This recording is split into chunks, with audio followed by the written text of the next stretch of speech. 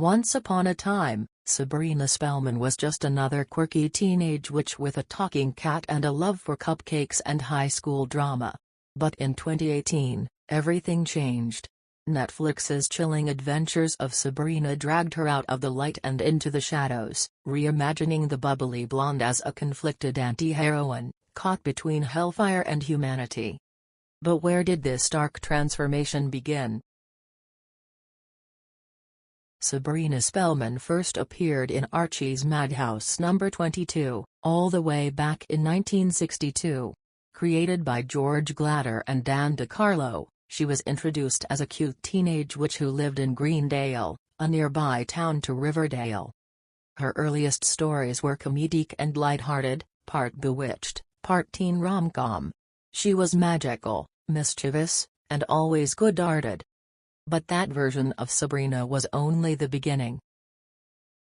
Fast forward to 2014, enter Roberto Aguirre-Sacasa, writer, showrunner, and the chief creative officer at Archie Comics.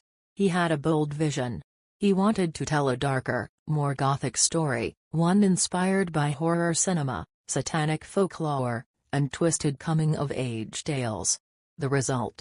Chilling Adventures of Sabrina, a standalone comic series that reimagined Sabrina's origins as something far more sinister. Set in the 1960s, this version of Greendale was foggy, cold, and filled with secrets. In this chilling reimagining, Sabrina's Sweet 16 wasn't about cake and candles, it was about a blood pact with the Dark Lord, betrayals, rituals, and identity struggles. The comic was an instant cult hit. Its mix of occult horror, retro aesthetics, and teen drama sparked something new, something bold. And Netflix took notice. Netflix partnered with Aguirre-Sacasa and Warner Bros. Television to bring his chilling vision to life. From day one, it was clear, this wasn't just going to be another teen fantasy drama. This was a descent into darkness.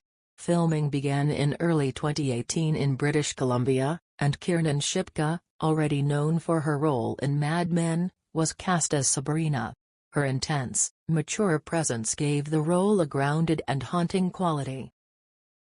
The team built a whole new Greendale, visually rich, steeped in candlelight, velvet, and shadows. They drew from horror icons, Rosemary's Baby, The Exorcist, Suspiria, blending them with witchcraft, feminism, and teenage rebellion. And at the center of it all, a girl torn between two worlds. Sabrina wasn't just a witch. She was a symbol. A challenge to authority, to patriarchy, to organized religion, to the devil himself. Her story became an allegory for identity, choice, and resistance. And audiences responded. When Chilling Adventures of Sabrina premiered on October 26, 2018, just before Halloween, it captivated millions. The tone was unlike anything on television, campy yet terrifying, progressive yet traditional, mythic yet grounded. And yet, it was only possible because of that original comic reinvention by Aguirre-Sacasa. He gave us the Sabrina we never knew we needed, one who made deals with demons, questioned fate, and still made it to class on time.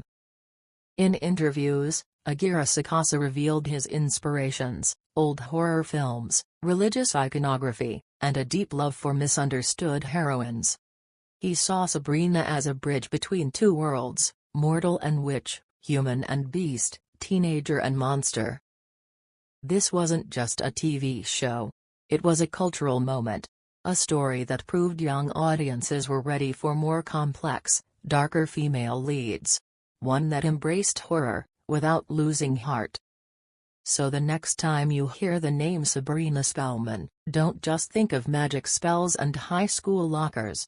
Think of rebellion. Of ancient books and blood moons. Of fire, choice, and a girl who dared to rewrite her fate. Because Chilling Adventures of Sabrina didn't just reinvent a character. It conjured a legend.